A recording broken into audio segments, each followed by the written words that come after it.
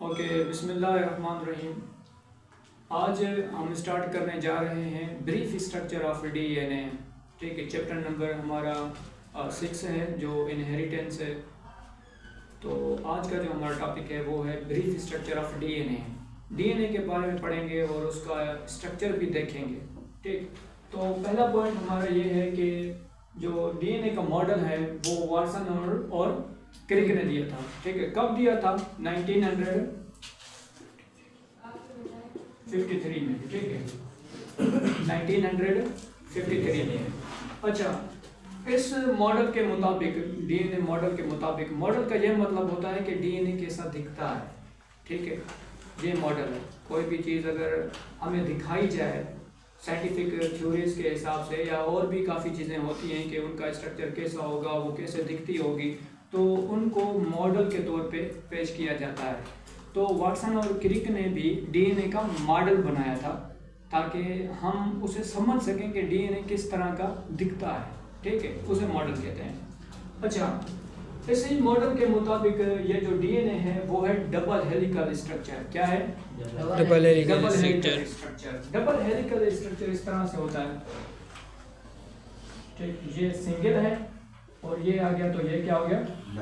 Double helical. ठीक है, मतलब कि डीएनए ऐसा डबल हेलिकल स्ट्रक्चर है। ठीक, चलो मजीद आगे चलते हैं।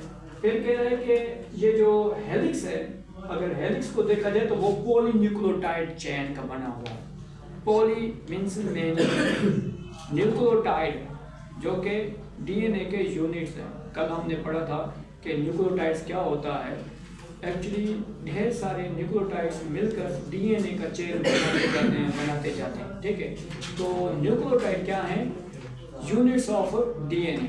ठीक, अच्छा, अब क्या कह रहे हैं कि ये जो हेलिक्स है, ये जो पॉलीन्यूक्लियोटाइड चेन है, ये twisted around each other. Twisted, ये दो हेलिक्स है ना, एक दूसरे के ऊपर है। ठीक है, ट्विस्टेड है। ये देखिए, ये ट्विस्टेड स्ट्रक्चर है। ओके, अब कह रहे हैं इस डीएनए के बारे में, the outer part called the upright. जो इस डीएनए का बाहर वाला हिस्सा है उसे अपराइट कहा जाता है, जो बना हुआ है डीऑक्सीराइबोज शुगर और फास्फेट का। ये हम प्रूव करते हैं कि कैसे शुगर आ रही है और कैसे फास्फेट आ रहा है। ठीक, इसे हम अपराइट को भी शो करते हैं।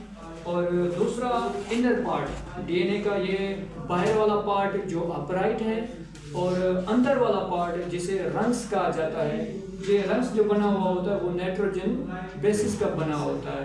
ठीक, अब नाइट्रोजनस बेसिस कौन सी होती हैं? एडेनाइन, थायमाइन, साइटोसाइन और गुआनाइन। ठीक, चलो हम आगे चलते हैं। हमने पहले ये पढ़ा था शुगर के बारे में।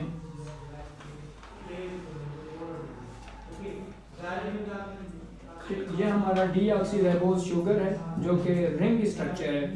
ठीक, और यहाँ पर एक पांचवा कार्बन था, कार्बन नंबर 5, हमने पहले ये पढ़ा। ठीक, चलो इसको हम मजीद एक्सप्लेन करते हैं कि ये स्ट्रक्चर आई कैसे बनी।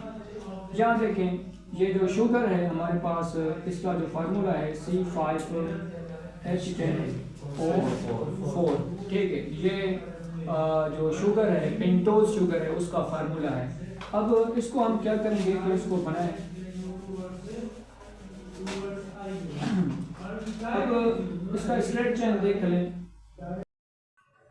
अब ये हमारे पास डीऑक्सीराइबोज शुगर है। अब दोबारा से काउंट करें कि कार्बन नंबर 5 है। 1 2 3 4 5 कार्बन आ गए। हाइड्रोजन 10, यहाँ देखें 1 2 3 4 5 6 7 8 9 10। ठीक है, 10 हाइड्रोजन आ गई। और ऑक्सीजन कितनी होनी चाहिए? 1 2 3 4, 4 ऑक्सीजन भी आ गई। ठीक, अब हम क्या करेंगे कि डीएनए के स्ट्रक्चर में हमें ये जो डीऑक्सीराइबोज शुगर है वो स्ट्रेट चेन में नहीं चाहिए, हमें रिंग स्ट्रक्चर में ये चाहिए। ठीक है, रिंग स्ट्रक्चर चाहिए डीएनए की स्ट्रक्चर बनाने में। तो क्या करेंगे, यहाँ पर जो कार्बन नंबर सेकेंड लास्ट है वो ये कार्बन नंबर कौन सा है? 1 2 3, ये 4, ये 5। ठीक है, यानी सेकेंड लास्ट। इसका जो ये हाइड्रोजन है ये आकर यहाँ फर्स्ट कार्बन के पास आ जाएगा और ये डबल बॉन्ड को क्या कर देगा? खत्म। हाँ, खत्म कर देगा। ब्रेक कर देगा। अच्छा, फिर क्या हो जाएगा, अगर ये हाइड्रोजन यहाँ से चला गया, फोर्थ कार्बन की पोजीशन से हाइड्रोजन चला गया, तो फिर ओके, अब देखिए यहाँ पर कार्बन नंबर फर्स्ट है और ये कार्बन नंबर 4 है। अब यहाँ से जो हाइड्रोजन चल के कार्बन नंबर फर्स्ट पे अटैच हो गया है और डबल बॉन्ड को क्या करा, उसने ब्रेक करा है। ब्रेक किया। तो ये जो ऑक्सीजन है ये क्या करेगी, लिंक करेगी कार्बन नंबर 1 और 4 के साथ, ठीक है, लिंक करेगी। तो यहाँ रिंग स्ट्रक्चर में आप देख सकते हैं कि यहाँ पर हमारे पास ऑक्सीजन है, ये कार्बन है, ये कार्बन है, ये कार्बन और ये कार्बन, ये भी हमारे पास कार्बन है, ठीक। अब कितने कार्बन है हमारे पास? 5 कार्बन है, ठीक। 5 कार्बन, ये हमारा फर्स्ट, सेकंड, थर्ड, फोर्थ, ये 5th कार्बन। ओके, अब हम 5 कार्बन तो आ गए, अब हाइड्रोजन लगाना है। यहाँ पर देखिए ये जो पहला कार्बन है, फर्स्ट कार्बन, इसके साथ हाइड्रोजन भी है और ऑक्सीजन भी है सर, ठीक है।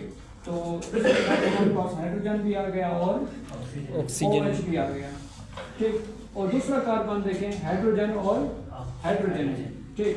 तो इसके साथ यहाँ पर हाइड्रोजन और ये hydrogen, no oxygen at carbon number second, ठीक। अब ये हमारे पास थर्ड कार्बन है। थर्ड कार्बन के पास हाइड्रोजन भी है और ऑक्सीजन भी है। हम क्या रखेंगे यहाँ पर, हाइड्रोजन और ये OH आ गया, ठीक।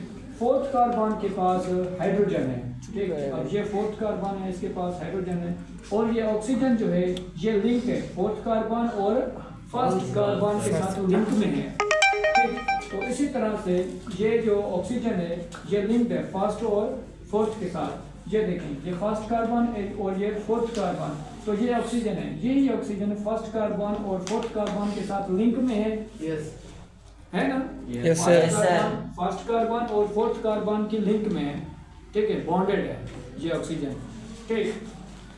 और बाकी हमारे पास ये 5वां कार्बन है, ये 5वें कार्बन के पास H मतलब H2 और ये OH, मतलब कि ये H2 और OH, ठीक।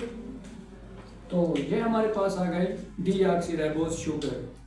और हमें क्या चाहिए, फॉस्फेट चाहिए न्यूक्लियोटाइड को बनाने के लिए, और फॉस्फेट चाहिए। तो फॉस्फेट का जो फार्मूला है क्या है, H3PO4। तो हम क्या देखेंगे कि ये हमारे पास फॉस्फेट है, इसके साथ यहाँ पर OH और यहाँ डबल बॉन्डेड ऑक्सीजन है, ओके।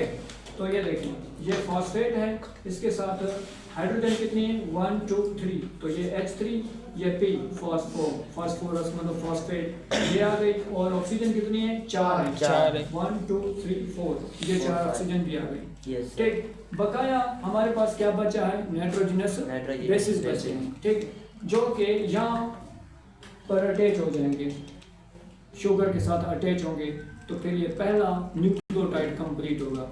फिर इसी तरह से ये सीक्वेंस बनती जाएगी, जो इंशाल्लाह हम नेक्स्ट टॉपिक में ये एक्सप्लेन करेंगे। Thank you.